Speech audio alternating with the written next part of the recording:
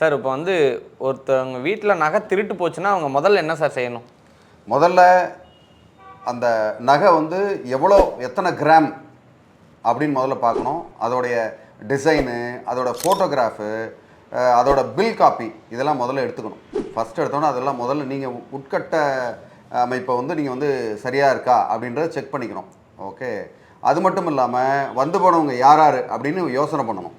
படபடன்னு அடிச்சுக்கிட்டு உளுந்து அடிச்சுக்கிட்டு நம்ம என்ன பண்ண போகிறோம்னா அவசரமாக செய்கிறது வந்து பல இடங்களில் தவறாயிரும். இந்த நேரத்தில் படபடன்னு அது செய்யாமல் நிதானமாக நிறுத்தி அந்த நகையோட ஸ்பெசிஃபிகேஷன், அந்த நகையோட டிசைன், அந்த நகையோட ஃபோட்டோகிராஃப், அந்த நகையோட வெயிட்டு, அது வந்து 916 கேடிஎம்மா இல்லை எந்த வகையை சார்ந்தது அப்படின்றது தெளிவாக அதை எல்லாத்தையும் எழுதி அதுக்கப்புறம் ஒரு புகாராக வந்து நீங்கள் ஆன்லைனில் நம்ம கொடுக்க முடியும். இல்லை நேராகவே வந்து போலீஸில் கொடுக்க முடியும். நேராக போலீஸில் கொடுத்து பக்கத்தில் எங்கெங்கெல்லாம் சிசிடிவி கேமரா இருக்குன்றதை அந்த போலீஸ் செக் பண்ணி அதுக்கப்புறமா அது வழக்கு பதிவு செஞ்சு அதுக்கப்புறம் அதை கண்டுபிடிப்பாங்க. அது வந்து ஒரு இன்வெஸ்டிகேஷன் டீமை போட்டு சரி இந்த இடத்துல கொள்ளை நடந்திருக்கு, இந்த இடத்துல எப்படி கொள்ளை நடந்தது, என்ன ஏதுன்னு ஆராய்ச்சி பண்ணுவாங்க.